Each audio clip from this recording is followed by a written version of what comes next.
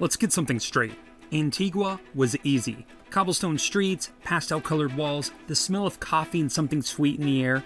It's a place where you could get comfortable. But the road from Antigua to Lake Atitlán, that's something else entirely. See, you don't just drive to Lake Atitlán, you drop into it. The road carves through the mountains, winding lower and lower until the lake finally reveals itself. This ancient crater filled with deep blue water, surrounded by towering volcanoes and villages that seem to cling to the slopes. There's no highways here, there's no direct way in or out, and maybe that's why this place has stayed the way it is. And each village around the lake has its own identity, its own way of life, and even its own language. And when you're here, you can feel it immediately. This place isn't just different, it's old, not in a crumbling, forgotten way, but in a way that feels lived in, preserved. And if you're new here, I'm Chris, this is Sara, and we can't forget about Kramer, and for the past few months, we've been driving down the Pan American Highway, and now we're here in Guatemala. So, it's time to explore one of those places that so many people told us to stop. Lake Atitlán.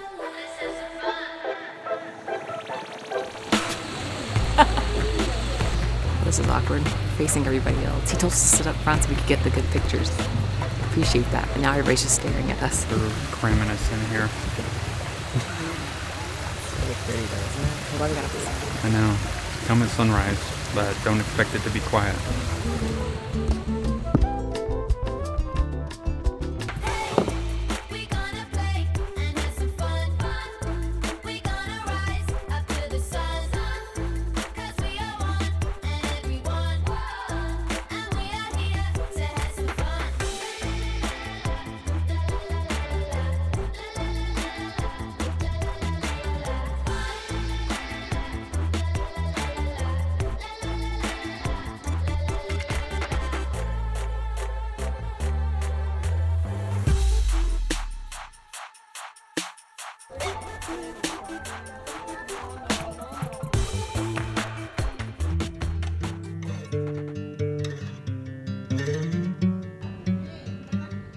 So all the towns along Lake Atitlán are, I can't say all of them, but most of them are San, fill in the blank name, La Laguna. So it makes it kind of confusing. So just listen, when you're on the boat, just listen for like San Marcos, San Juan, I don't know what the other ones were, but we're in San Juan, and we were told to come to San Juan by a local.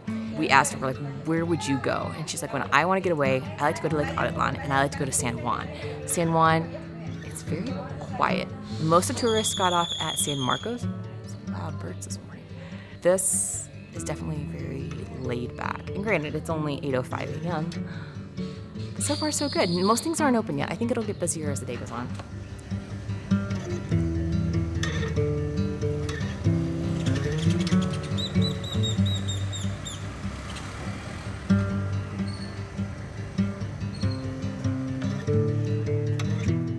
The hills in Guatemala are no joke. Please don't walk and do that on this hill. Sarah doesn't want me to walk and do this on this hill.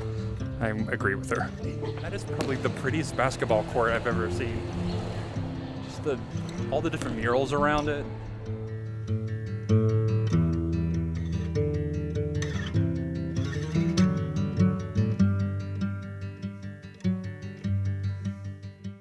So the constant struggle when traveling outside the U.S. is that most countries don't open like coffee shops and that kind of thing until like 8, 9 o'clock. I mean, sometimes you'll find one at like 7 o'clock, but Guatemala is one of those places where, sunrise was at 6:30, so we were outside by 6:15 this morning, ready to catch that first boat at 7 a.m., and we have not had coffee or food until now. I really need coffee. It's 9:17, which I guess it's not that big a deal because here we woke up at 5, it's only been 4 hours, but we're angry and decaffeinated right now. And so we've got coffee, and we both got breakfast, but I got avocado toast, and then it looks like a little smoothie bowl with it, with some like chia and banana and granola and strawberries. I'm so hungry. We ate dinner last night. It just was, I'm spacing right now because I'm very hungry. We've walked a ton. There's this hill in town that's like 12 flights of stairs. My watch let me know it's 12 flights of stairs up. So we've walked that multiple times now because we keep getting lost. We're hoping this kind of like resets us and that we feel better after this because we were about to kill each other a minute ago.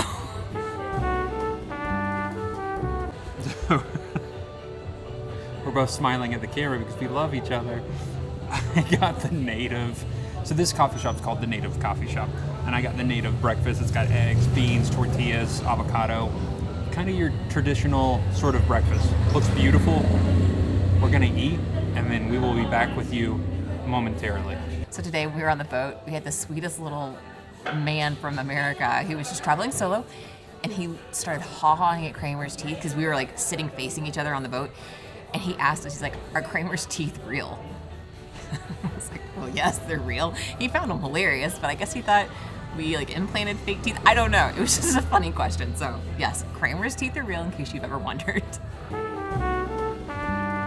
All right, we're not gonna kill each other. We're humans again. We're not grouchy. Mostly not grouchy. Our marriage is back to a healthy place again.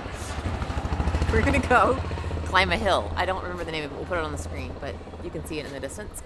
It's like a view. It's supposed to be a really pretty view of the lake and the surrounding area. So we're gonna go walk up that. I read it's about a 15-minute walk. We will see. Thankfully, it's not hot today. It's beautiful. It's like 70 degrees and sunny. It's like get better than this. It's like spring all the time here, is my understanding. Some days the good things aren't easy to find.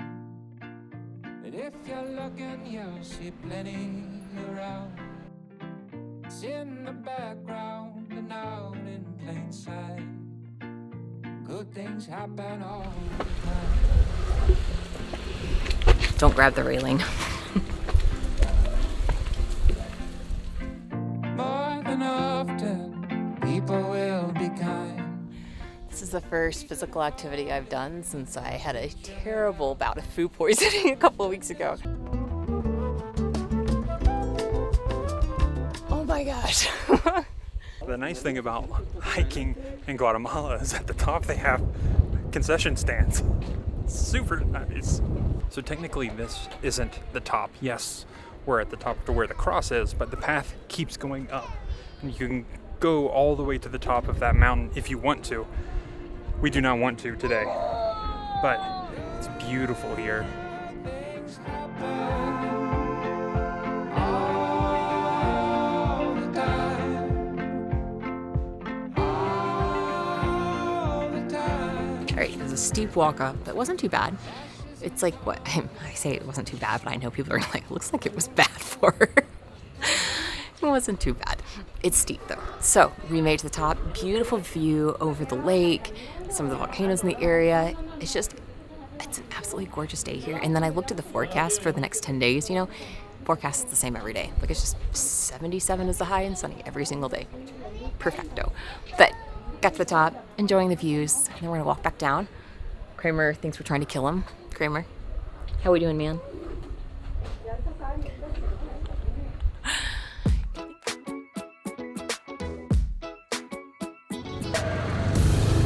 Just like home.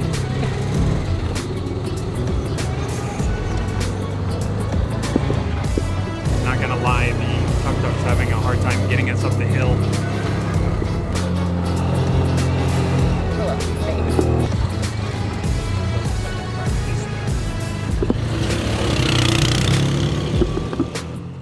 Remember how it was kind of empty and was closed? We got some really good photos because of it, but now everything's open.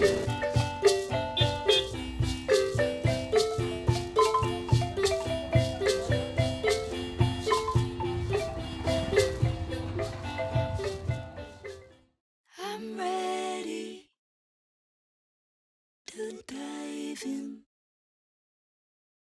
to a great big pool of water, and I'll trust gravity, and I'll trust you, even when I reach the bottom. Maybe I'll find you, maybe I'll hold you, maybe I'll save us both from drowning. Even if I can't, at least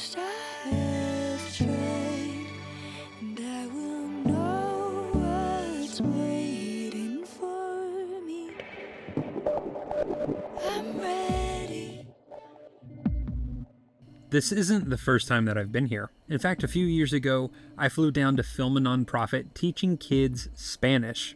And I know that may kind of sound weird because we're in Guatemala, because here, Spanish is not the first language. In fact, the first words most people speak here, the ones passed down through generations, are something much older, something shaped by the land itself. The mountains, the water, they keep everything contained here. And in that isolation, language survives.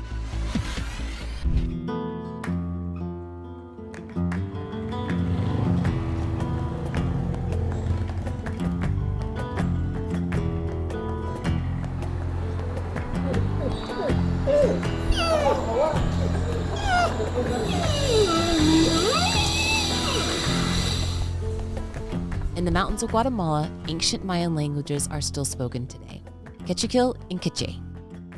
And even though over 6 million people still speak this beautiful indigenous language, it poses a larger issue for their people. It's not Spanish. Spanish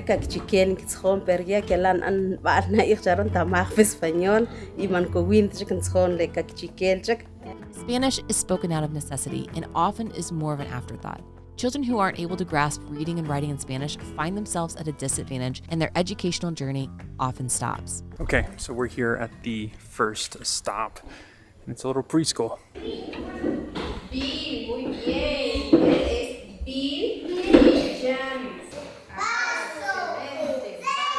Hola.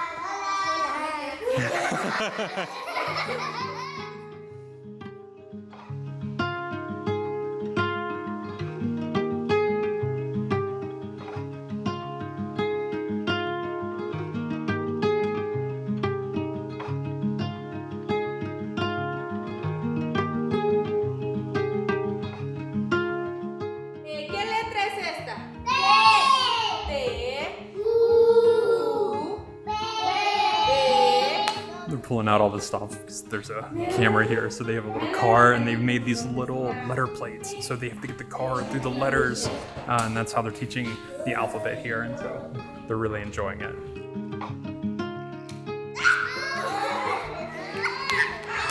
And we have people like this. What are you laughing at? All it takes is just being goofy on a camera.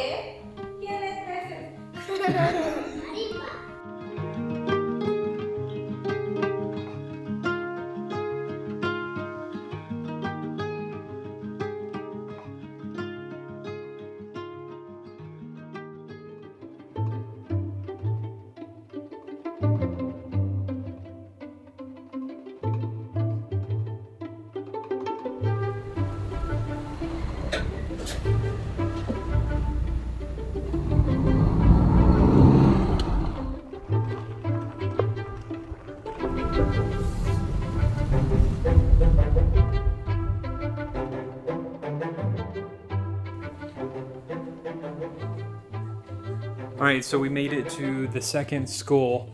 This one is actually in somebody's house. So the one before this was an actual school, and they rent the little space from the school. This one, they have all the children come to the house because this village, as you saw, is just way up in the mountains. It's about 2 o'clock in the afternoon. Afternoon classes are about to start. The kids are about to show up. I'm excited. All right, let's go.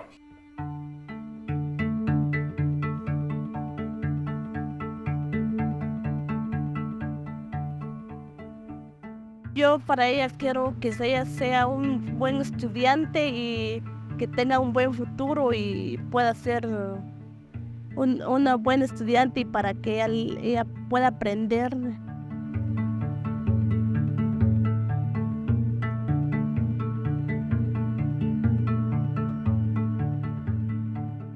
What are we doing?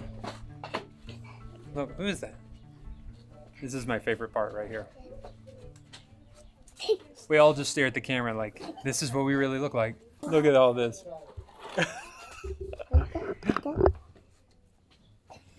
They're all touching the microphone because you remember my microphone has that little fuzzy thing, so they think it's a...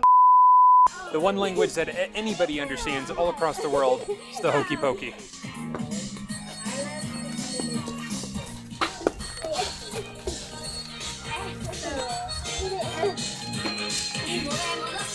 chiquitos. Cachetes. También los hombros mueve y las pompis como ven. Bailemos hockey por aquí y giremos otra vez. Volvamos a empezar. Los ojitos. Movemos los cachetes. También los hombros mueve y las pompis como ven.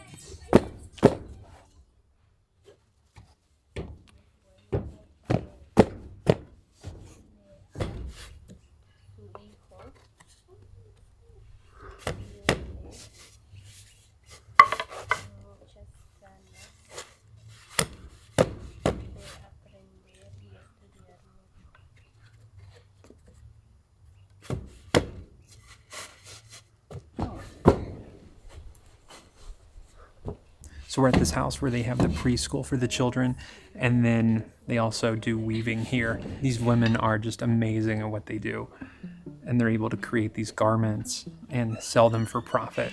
Mi comunidad es muy pequeña y sé que ellas pues tienen también hijos que están en las escuelas. Entonces surgió esta idea de formar un grupo de tejedoras porque es como una fuente de ingreso en sus hogares y una forma de apoyar la educación de sus hijos en la escuela también.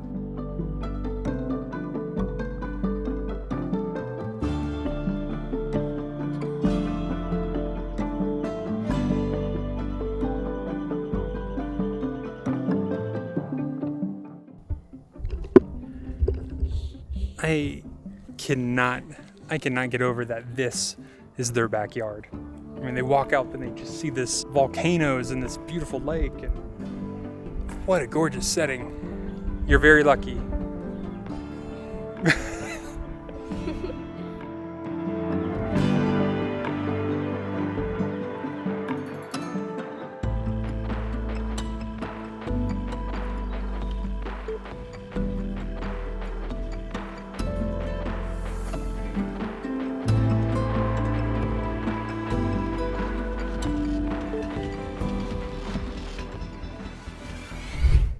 Most people who come to Lake Atitlán will remember the views, the volcanoes, the way the light hits the water at the end of the day, but I'm going to remember something else. Here, learning Spanish isn't just about speaking another language, it's about opportunity. Without it, finding work, continuing school, even leaving these villages, it all becomes harder. And everywhere we go, there's always something beneath the surface, something we don't see right away. And it's easy to get caught up in the scenery, the adventure of travel, but if you look a little closer, no matter where you're at in the world, there's always more to the story. People will keep coming to Lake Atitlán for the scenery, for the adventure, and they should. It's a place worth seeing. But for me, personally, when someone mentions this lake, I probably won't think about the views. I'm just gonna think about the kids in the classroom. Thanks for watching.